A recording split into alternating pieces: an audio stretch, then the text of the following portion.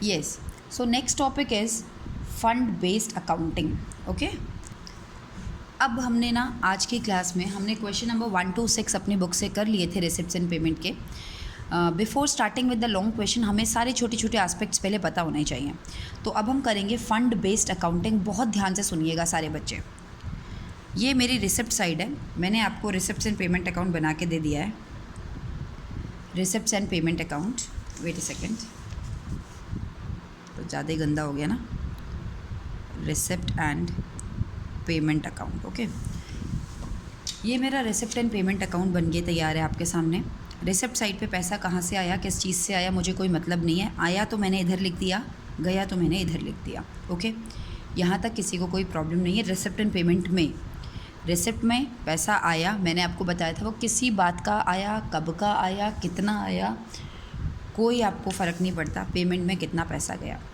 अब हम बात करते हैं कुछ. आज हम क्योंकि फ़ंड बेस्ड अकाउंटिंग कर रहे हैं तो हमें एक फ़ंड पे बहुत ध्यान देना है. क्योंकि फ़ंड जिसके पीछे लग गया, ध्यान रखिएगा, किसी भी नाम के पीछे अगर फ़ंड लग जाए, ये तो एक सिंपल सी पहचान है कि अगर किसी चीज़ के लिए फ़ंड मिला है तो वो हमारी लायबिलिटी होगी. अब इसके पीछे रीज़न क्या है मैम? क्योंकि वो फ़ंड हमें बार बार रिकरिंग नहीं है. हमारी ऐसी कोई इनकम नहीं है जो हमें पता है फिक्स हमारी हर महीने 2 महीने पे खर्चा होना ही है, बार बार होना है, ऐसा कुछ नहीं है. तो जिस भी चीज़ के पीछे फ़ंड लगा है वो हम केवल उसी स्पेसिफ़िक पर्पस के लिए ही खर्च कर सकते हैं. और एक बार वो पर्पस पूरा हो जाए तो फ़ंड ख़त्म, फिर उसका कोई रिकरिंग वाला एलिमेंट नहीं रह जाता. तो एक छोटी सी हिंट आप ध्यान रखेंगे, जिस भी चीज़ के पीछे फ़ंड लगा है वो हमारी लायबिलिटी है, वो हमारी कैपिटल रिसिप्ट्स है. हमने उसको बैलेंस शीट में दिखाना है क्योंकि ये हमारा रिकरिंग नेचर नहीं है.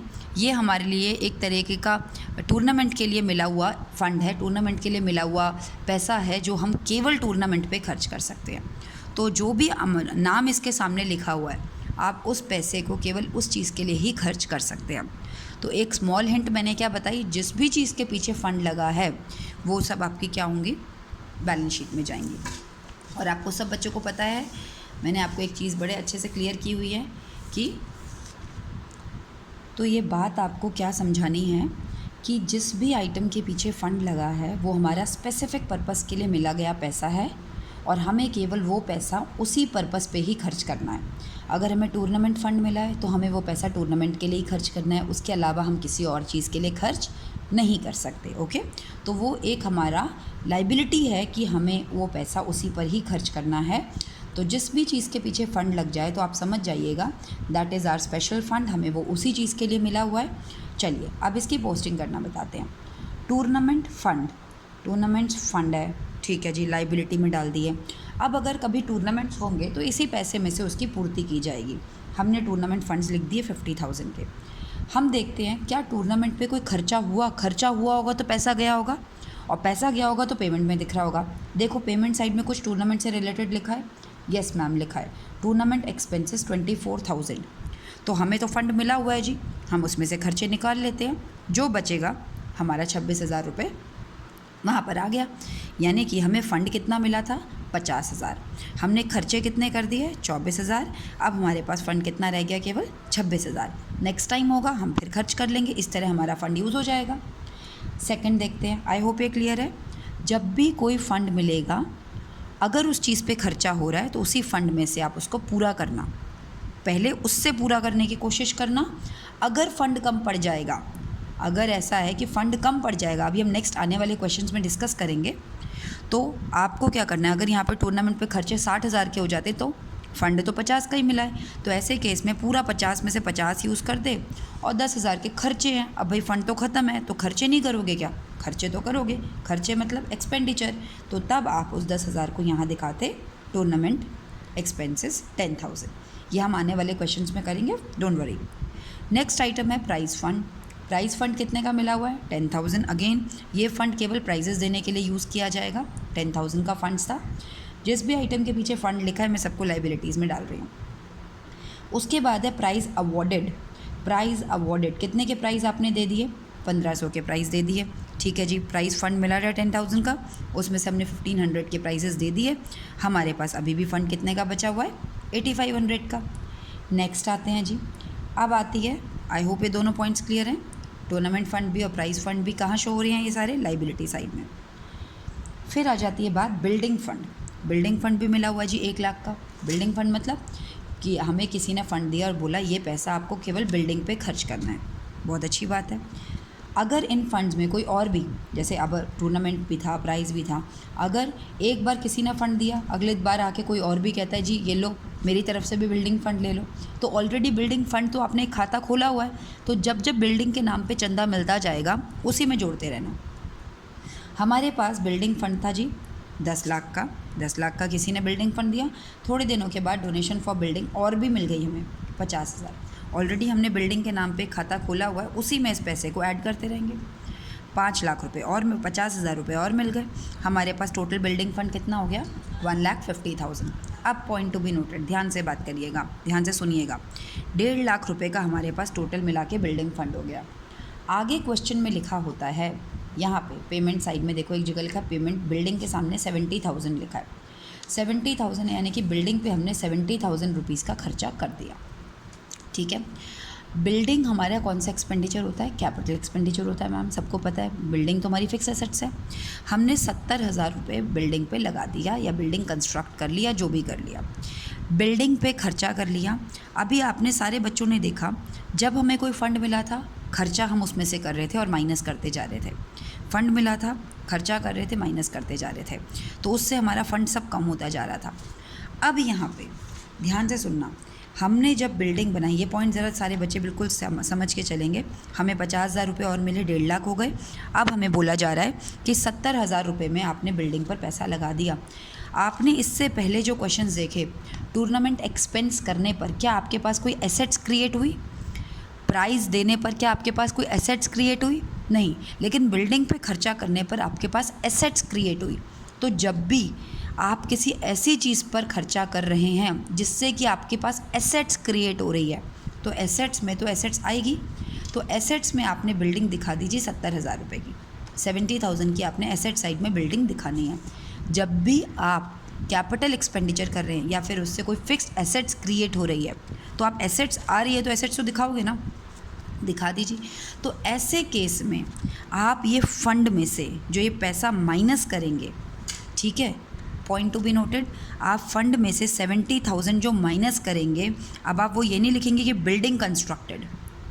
रीज़न उसका क्या है, अब मैम मैंने बोला है जो 70,000 रुपये आपने बिल्डिंग में लगा दिए वो आप बिल्डिंग फ़ंड से माइनस नहीं करेंगे, बिल्डिंग फ़ंड के नाम से, कंस्ट्रक्शन ऑफ बिल्डिंग के नाम से माइनस नहीं करेंगे। उसके पीछे रीज़न क्या है, आपने तो मैम हमें ये बताया कि जिसका फ़ंड मिला है उससे रिलेटेड एक्सपेंसेस माइनस होते हैं, लेकिन अब आप कह रहे हो कि बिल्डिंग के लिए हमारे पास 1.5 लाख रुपए हैं, 70,000 रुपये आपने बिल्डिंग पे लगा दिए, लेकिन आप कह रही हैं कि 70,000 रुपये यहाँ से माइनस मत करो। तो ऐसे केस में हम क्या करें मैम, तो मैं क्या बताने जा रही हूँ कि 70,000 की बिल्डिंग बनाई वो आप एसेट्स में दिखाइए, लेकिन 70,000 रुपीज़ यहाँ से फ़ंड से माइनस नहीं होगा। अब फ़ंड से अगर माइनस ही नहीं होगा तो ऐसे तो ये फ़ंड हमेशा ही चलता रहेगा, बिल्डिंग आती जा रही है फ़ंड पे, आप मैम कह रहे हो माइनस मत करो, तो ऐसे केस में तो ये फ़ंड कभी ख़त्म ही नहीं होगा। आज मैंने 70,000 की बिल्डिंग बनाई है, कल मैं और बिल्डिंग बनाऊंगी, तो आप तो कह रहे हो अगर इसको माइनस मत करो तो ये तो हमेशा ही फ़ंड 1.5 लाख का रह जाएगा। अब यहाँ पे क्या है, पैसा तो खर्च हुआ है, 70,000 रुपये खर्चा हुआ है, लेकिन 70,000 रुपये जो खर्चा हुआ है उसको आप क्या लिखोगे, माइनस तो करोगे लेकिन उसको आप कंस्ट्रक्शन ऑफ बिल्डिंग के नाम से नहीं लिखोगे, उस फंड को, पैसे को कम नहीं करोगे, आप उसको लिखोगे transfer to capital fund, transfer to capital fund.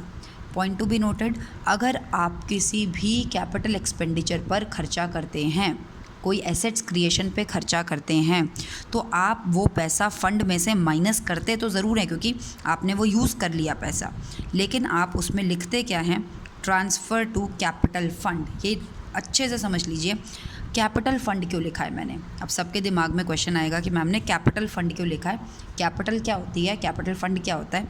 आप सबको कैपिटल मतलब पता है, आप लोगों ने फाइनेंशियल स्टेटमेंट्स पढ़ा है, लाइबिलिटी साइड में कैपिटल होता था, फिर उसमें आप नेट प्रॉफिट ऐड करते थे, यही करते थे। यहाँ पर भी कैपिटल होता है, हमारे पास ओपनिंग कैपिटल इस क्वेश्चन में निल है, कुछ नहीं है, ठीक है। ये 70,000 रुपये मैंने ये बिल्डिंग के पैसे निकाल के यहाँ पे ऐड कर दिया। ऐसा क्यों किया, जब आपको ये फ़ंड 1.5 लाख का मिला, उसमें आपने 70,000 रुपये की बिल्डिंग बना ली। अब वो बिल्डिंग एनपीओ की हो चुकी है, ठीक है। पॉइंट टू बी नोटेड, आपने 70,000 रुपये खर्च करके बिल्डिंग क्रिएट कर ली। अब जिसने चंदा दिया वो ये तो नहीं कहेगा ना मेरी बिल्डिंग वापस कर दो। अब आपने एसेट्स क्रिएट कर ली, तो अब ये जो 70,000 रुपये खर्च कर चुके हो, तो ये तो एसेट्स जो क्रिएट हो गई ये एनपीओ की एसेट्स हो गई, यानी कि जो ऑर्गेनाइजेशन था ये कह सकते हैं हाँ 70,000 रुपये के अब हम मालिक हैं। बाकी पैसे के अभी मालिक नहीं हैं, बाकी पैसे से जब एसेट्स बना लेंगे तब उसके भी मालिक बन जाएंगे। तो 70,000 रुपये से ये एसेट्स क्रिएट कर चुके हैं, अभी 80,000 रुपये बाकी है। जिस दिन ये 80,000 रुपये भी खर्च हो जाएंगे उस दिन ये पूरी 80,000 रुपये के भी मालिक हो जाएंगे। कहने का मतलब ये है जब तक इनके पास ये फ़ंड बचा हुआ है तब तक इनके सर पे एक तरीके का कर्जा सा ही है कि जब भी बिल्डिंग बनेगी आपने इस पैसे को यूज़ करना है। लेकिन 70,000 को ये यूज़ कर चुके हैं, दिख रही है ना, एसेट्स यूज़ कर चुके हैं, एसेट्स आ गई, ये एसेट्स अब इनकी हो गई, ये अपना नाम कर सकते हैं उस एसेट्स में। और जो चीज़ ओनर की हो जाती है उसको हम क्या कहते हैं, कैपिटल। तो कहने का मतलब ये है कि जितने की एसेट्स क्रिएट हो जाएगी वो ओनर ये कह सकता है हाँ भाई ये तो मेरी पूंजी हो गई है, मैंने लगा दी, आपने मुझे बोला था कि तू बिल्डिंग पे इतना पैसा लगा देना, मैंने लगा दिया, अब ये बिल्डिंग मेरी है। मेरा मतलब क्या होता है, ऑर्गेनाइजेशन की है। ऑर्गेनाइजेशन की चीज़ें अगर इंक्रीज़ हैं तो वो कैपिटल पर जानते हो ना, पूंजी। अब ये वो अपने नाम कर चुके हैं 70,000 रुपये, तो आपने क्या करना है 70,000 रुपये यहाँ से निकालने हैं। बोलेंगे बिल्डिंग के पैसे तुम लगा चुके हो, अब ये तुम्हारी पूंजी हो चुकी है, तुम्हारी मतलब कैपिटल फ़ंड। तो कैपिटल फ़ंड हो चुका है, तो यहाँ पे 70,000 ऐड कर देंगे और अब फ़ंड आपका 80 रह गया, ठीक है। बिल्डिंग आपकी एसेट्स क्रिएट हुई 70 की, आपने फ़ंड में से 70,000 माइनस करके क्या लिख दिया, ट्रांसफ़र टू कैपिटल फ़ंड। और ये 70,000 रुपये अब आपने यहाँ पर ऐड कर दिए, किस में, कैपिटल फ़ंड में। वहाँ क्या लिखेंगे, transfer from building fund. Capital fund का कंसेप्ट भी आगे आएगा, फ़िलहाल यहाँ पर नहीं था। यानी कि कैपिटल का मतलब होता है जो इनके मालिकों ने, जो इनके मेंबर्स हैं, जो उन्होंने पूंजी लगाई हुई थी, ठीक है, और उसमें अब 70,000 रुपये और जुड़ गए, उनकी पूंजी बढ़ गई, कैपिटल बढ़ गई है। तो आपने क्या देखा, किसी भी ऐसा पर्पस के लिए फ़ंड मिला था जिससे फ़िक्स एसेट्स क्रिएट होती है, तो फ़िक्स एसेट्स तो क्रिएट करेंगे और उस फ़ंड में से माइनस करेंगे। अगर माइनस नहीं करेंगे तो फ़ंड तो ज़िंदा ही रहेगा हमेशा के लिए। फ़ंड में से अगर आप खर्चा माइनस नहीं करोगे तो ये तो फ़ंड ही कम नहीं होगा, ठीक है।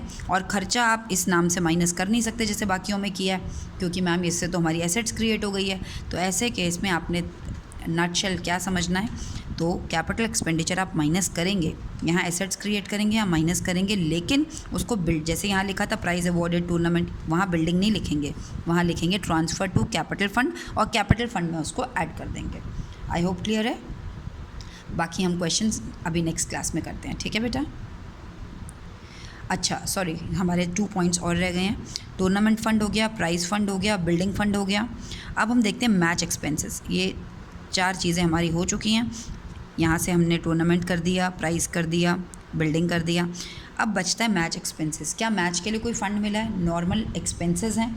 एक्सपेंसेस आपको पता है कहाँ जाते हैं, एक्सपेंडिचर में जाते हैं। फ़ंड तो मिला ही नहीं था, फ़ंड मिला होता तो इसको भी बाकियों की तरह ट्रीट करते, लेकिन ये मैच एक्सपेंसेस कुछ नहीं है, तो हम इसको अपना मैच रिसिट्स और यहाँ पे एंटरटेनमेंट रिसिट्स, ठीक है। तो ये हमारी रिसिट्स हैं, ये नॉर्मल इनकम में जाएंगी। ये हमारे ये एंटरटेनमेंट रिसिप्ट्स हैं, ये नॉर्मल जाएंगी।